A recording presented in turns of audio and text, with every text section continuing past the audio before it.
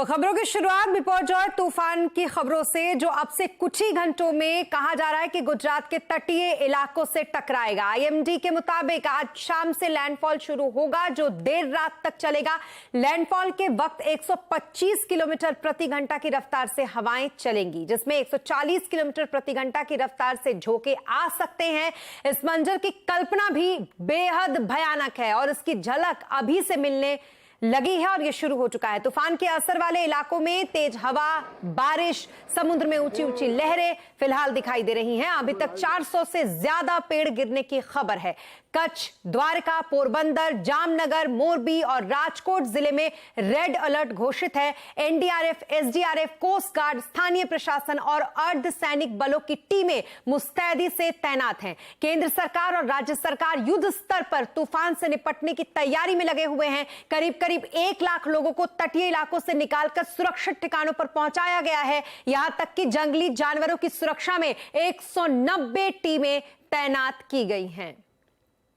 वहीं यूएई के अंतरिक्ष यात्री सुल्तान अल नयादी ने एक अंतर्राष्ट्रीय स्पेस स्टेशन से बिपरजॉय तूफान की कुछ शानदार तस्वीरें ली हैं। इन तस्वीरों में अरब सागर में पानी का एक बड़ा भारी चक्रवात दिख रहा है और ऐसा लग रहा है कि मानो पूरी धरती ही जलमग्न हो गई हो।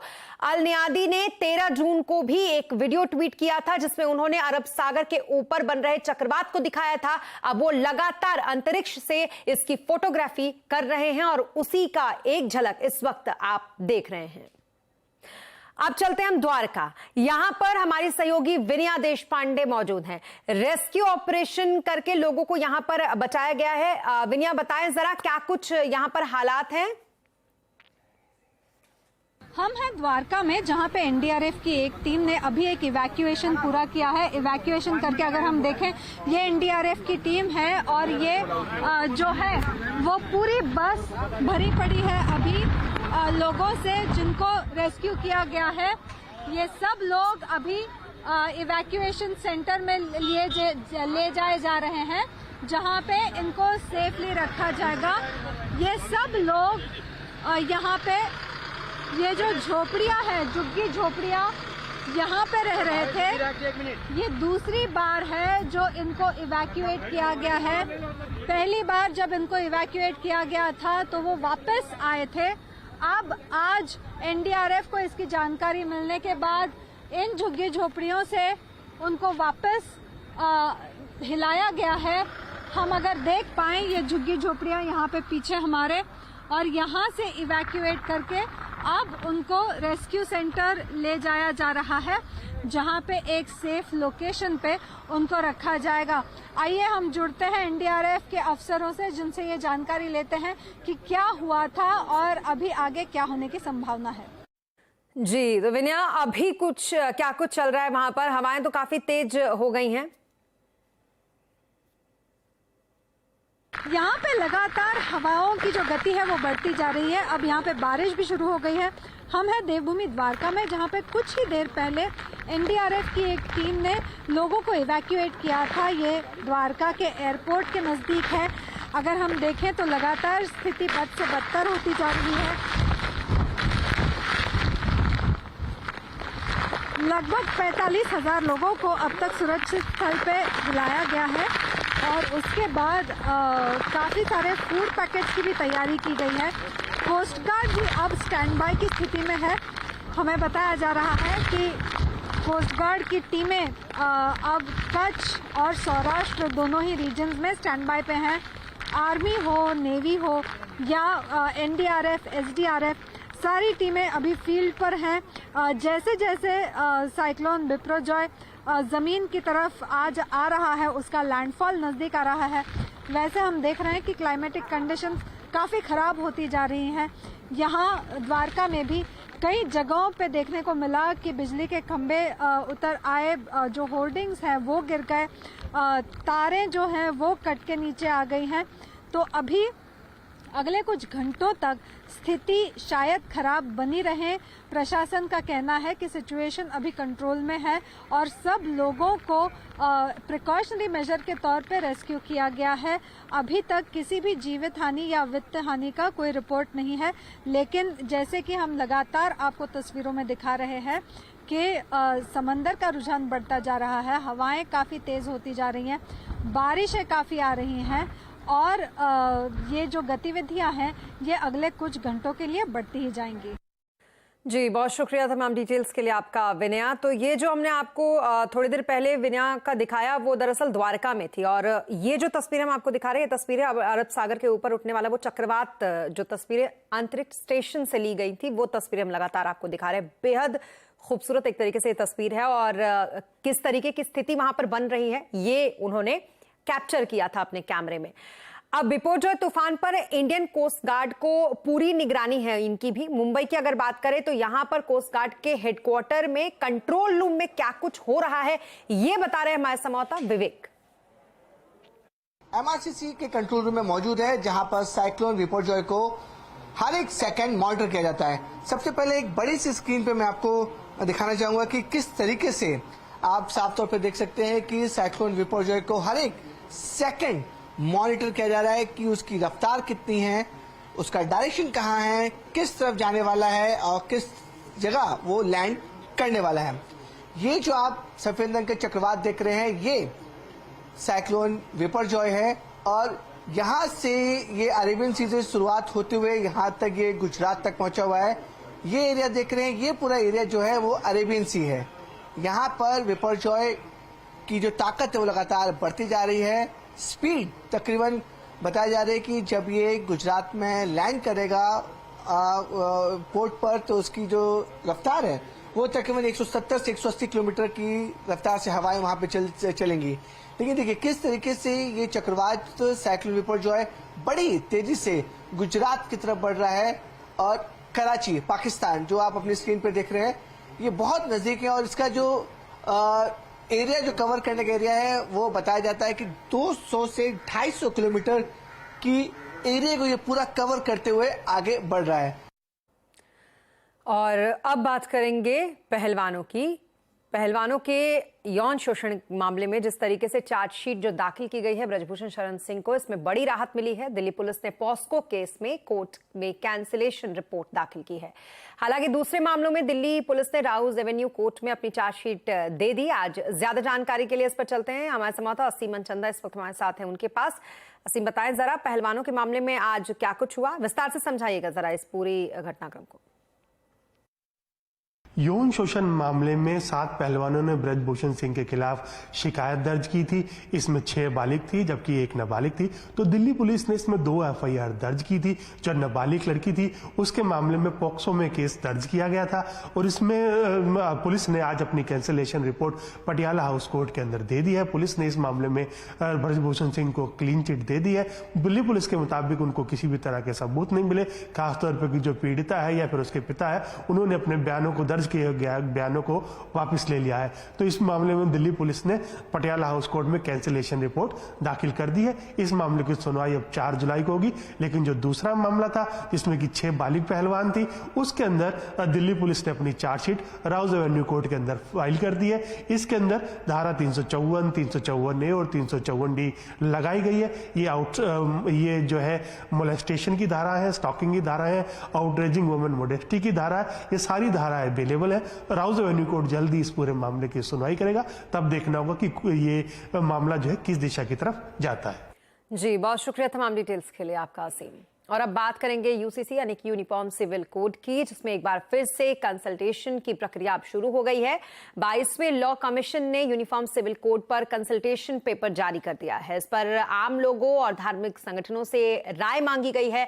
लॉ कमीशन ने ये सुझाव देने के लिए 30 दिन का समय दिया है। अब इस मामले पर राजनीति शुरू हो गई है। कांग्रेस समेत दूसरे जो विपक्षी दल है इसे बीजेपी की विभाजनकारी राजनीति बता रहे हैं। भारतीय जनता पार्टी सरकार की हालत ऐसे ही जैसे तूफान आए और उसमें उसका जहाज फंस जाए, आधा डूब जाए, और वो छटपटा रही है मुद्दों की तलाश में। हिमाचल में, कर्नाटक में पिटने के बाद कोई मुद्दा तो आए जो उसे बचाए, उसी दिशा में ये कदम है। मैं जानना चाहता हूं कि इस पर सरकार की नीति और नीयत क्या है। देखिए, भारत का संविधान सभी को धार्मिक आजादी देता है और कॉमन सिविल कोड वो सबके धार्मिक अधिकारों को छीनने का काम करेगा। भारतीय जनता पार्टी की सरकार कॉमन सिविल कोड पे केवल राजनीति करना चाहती है। चुनाव से ऐन वक्त पहले, जब 8 महीने 9 महीने का समय चुनाव में रह गया है, भारतीय जनता पार्टी की सरकार ऐसा कानून लाके देश में विभाजन करना चाहती है। लेकिन देश की जनता वो भारतीय जनता पार्टी के किसी भी छलावे में आने वाली नहीं। और भारत में यूसीसी की कितनी है जरूरत और क्या इसे लागू करने का समय आ गया है? आज आवाज अड्डा में इसी पर करेंगे बड़ी चर्चा। शाम 7:57। और अगले हफ्ते शुरू होने वाली प्रधानमंत्री की अमेरिका यात्रा के दौरान डिफेंस और सेमीकंडक्टर से जुड़े कई अहम करार हो सकते हैं। ड्रोन खरीदने, सेमीकंडक्टर के लिए निवेश जैसे ऐलान होने की संभावना है। पूरी खबर जानने के लिए चलते हैं लक्ष्मण रॉय जी के पास। लक्ष्मण जी, बताएं जरा, इस यात्रा के दौरान दोनों देशों के बीच क्या कुछ हो सकता है, क्या करार हो सकता है? देखिए, दरअसल ये यात्रा कई मायनों में ऐतिहासिक तो होगी, लेकिन दोनों देशों के बीच करार, खासतौर से व्यापारिक करार के लिहाज से भी काफी महत्वपूर्ण माना जा रहा है, क्योंकि इस यात्रा के दौरान 4-5 क्षेत्र है जहां पे आप करार होते हुए देखेंगे, कुछ बड़ी घोषणाएं होती हुई दिखेंगी। इनमें से एक क्षेत्र है डिफेंस में, डिफेंस मैन्युफैक्चरिंग के सेक्टर में, डिफेंस प्रोडक्शन के सेक्टर में दोनों देशों के बीच में करार होने की संभावना है। डिफेंस के सेक्टर में कई सारे इक्विपमेंट है जहां पे टेक्नोलॉजी ट्रांसफर जैसे मुद्दे हैं जिस पर चर्चा काफी एडवांस लेवल पर पहुंच चुकी है। इस पर भी करार होने की संभावना है। डिफेंस में एक महत्वपूर्ण सेक्टर है, वो है ड्रोन को लेकर के। सी गार्जियन ड्रोन जो कि यूएस का होता है और काफी महत्वपूर्ण माना जाता है युद्ध आपदा जैसी स्थिति में, यहां तक कि आसमान से जमीन पर हमला करने की जरूरत के लिहाज से कहें तो ये ड्रोन काफी महत्वपूर्ण माना जाता है। तो इस ड्रोन को खरीदने का भी करार अमेरिका से हो सकता है इस पीएम के अमेरिकी दौरे के दौरान। एक और महत्वपूर्ण बात है, वो है आपको सेमीकंडक्टर को लेकर के, जो अमेरिका के सेमीकंडक्टर बनाने वाली एक बड़ी कंपनियों में से एक है माइक्रोन टेक्नोलॉजी, उसके साथ एक निवेश का करार हो सकता है जिसके तहत माइक्रोन टेक्नोलॉजी करीब 22,000 करोड़ रुपए निवेश यहाँ पे कर सकती है सेमीकंडक्टर के उत्पादन के लिए, जिसमें PLI स्कीम के तहत उनको इंसेंटिव भी दिया जाएगा। तो ये भी एक एजेंडा है जिस पर काफी हद तक संभावना है कि कुछ घोषणा होता हुआ दिखे। एक और चीज, जो यूएस वीजा है उसके लिए वेटिंग पीरियड काफी ज्यादा लंबा है, लंबा इंतजार करना पड़ता है, तो उसको कैसे छोटा किया जाए, कैसे प्राथमिकता के आधार पर भारतीयों को यूएस वीजा दिया जाए, इस मुद्दे पर भी बातचीत होने की संभावना है। यही वजह कि आपने देखा होगा कि वहां के राष्ट्रीय सुरक्षा सलाहकार, उससे पहले डिफेंस सेक्रेटरी, सब पहले भारत का दौरा कर चुके हैं और अब अगले हफ्ते प्रधानमंत्री जा रहे हैं यूएस। जी, तो कुल मिलाकर बहुत सारी उम्मीदें हैं इस यात्रा से। आप हमारे साथ बने रहें, फिर आपसे जुड़ेंगे हम लक्ष्मण जी। लेकिन उससे पहले आपको बता दें कि हमने आपको बताया था ईपीएस स्कीम में अब आप ज्यादा पेंशन पाने का विकल्प चुन सकते हैं। अब ईपीएफ ने इसके लिए गाइडलाइंस जारी कर दी है। गाइडलाइंस के मुताबिक पेंशन के कैलकुलेशन के लिए सिर्फ बेसिक सैलरी नहीं बल्कि आप अपने अलाउंस को भी इसमें शामिल कर सकते हैं। अब इसको पूरी तरीके से समझने के लिए एक बार फिर से चलते हैं लक्ष्मण जी के पास। लक्ष्मण जी, बताएं जरा एक बार फिर से कि ये पेंशन स्कीम की बारीकियां आखिरकार क्या है?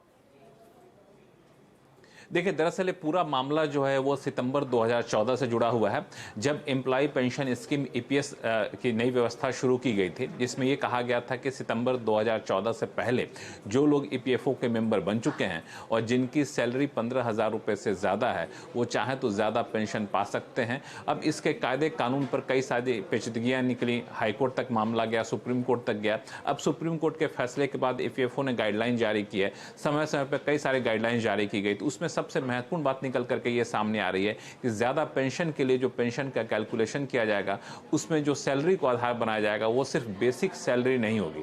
दरअसल पेंशन के कैलकुलेशन के लिए बेसिक सैलरी के अलावा जो आपको अलग अलग अलाउंसेस मिलते हैं उसको भी उसमें शामिल किया जाएगा। अलाउंसेस का मतलब ये हुआ कि एचआरए मिलता है, डीए मिलता है, उसको शामिल किया जाएगा, रिटेनिंग अलाउंस मिलता है उसको शामिल किया जाएगा। हाँ, अगर आपको कोई ऐसा अलाउंस मिलता है जिसको क्लेम करने के लिए आपको किसी तरह का डॉक्यूमेंट देना पड़ता है, दस्तावेज सौंपना पड़ता है, जैसे ड्राइवर का अलाउंस हो, फ्यूल अलाउंस हो, तो उस तरह के अलाउंसेस को इसमें शामिल नहीं किया जाएगा। लेकिन सिर्फ बेसिक सैलरी नहीं बल्कि बाकी के अलाउंसेस उसमें शामिल किया जाएगा।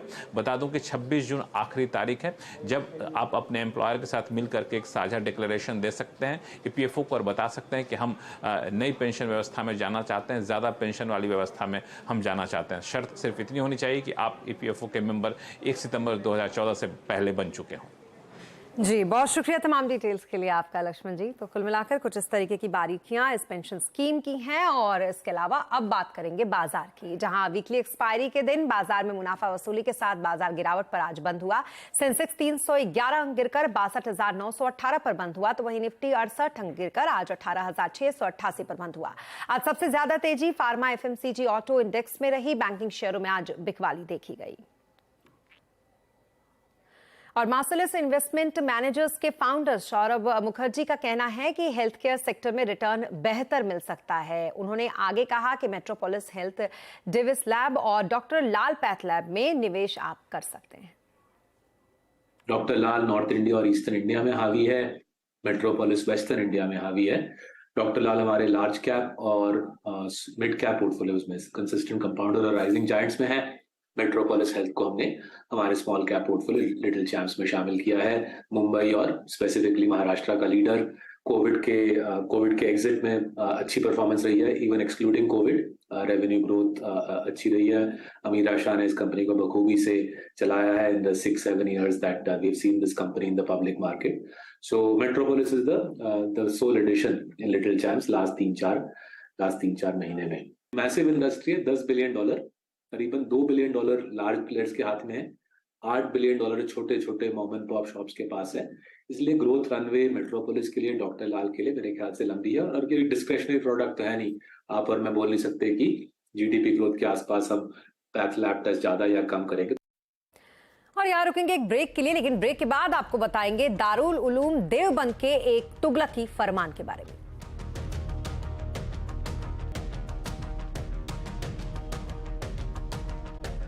देवबंद की, जिसने छात्रों के लिए नया तालिबानी फरमान जारी किया है। इसके तहत छात्रों को संस्था में पढ़ाई के दौरान अंग्रेजी या फिर किसी और विषय की शिक्षा से दूर रहना होगा। अगर छात्र इस आदेश को नहीं मानते हैं तो उनको संस्था से निष्कासित कर दिया जाएगा। खुद शिक्षा विभाग के प्रभारी मौलाना हुसैन हरद्वारी ने यह बात कही है। दारुल उलूम देवबंद में पढ़ने वाले छात्रों को किसी और शिक्षा जैसे अंग्रेजी या फिर किसी और विषय में पढ़ने की अनुमति नहीं होगी। हालांकि देवबंद के इस तुगलकी फरमान पर केंद्रीय शिक्षा राज्य मंत्री अन्नपूर्णा देवी ने ऐतराज जताया और कहा कि इस तरीके के संस्थाओं की तरफ से जारी ऐसा फतवा कोई महत्व नहीं रखता। और कल प्रभास और कृति सेनन की मच अवेटेड फिल्म आदिपुरुष बड़े पर्दे पर रिलीज के लिए तैयार है। 500 करोड़ की लागत से बनी इस फिल्म से काफी उम्मीदें हैं। ट्रेड एनालिस्ट तरन आदर्श ने भी ट्वीट करते हुए बताया कि इस फिल्म के वीकेंड शो के लिए पहले ही 4,70,000 से ज्यादा टिकटें बुक हो चुकी हैं। और इसी के साथ तरन आदर्श ने बॉक्स ऑफिस सुनामी लोडिंग का भी प्रेडिक्शन इस फिल्म को लेकर कर दिया है। तो वह इस फिल्म को लेकर बॉलीवुड के दिग्गज भी प्रभास को शुभकामनाएं दे रहे हैं। और इसी के साथ इस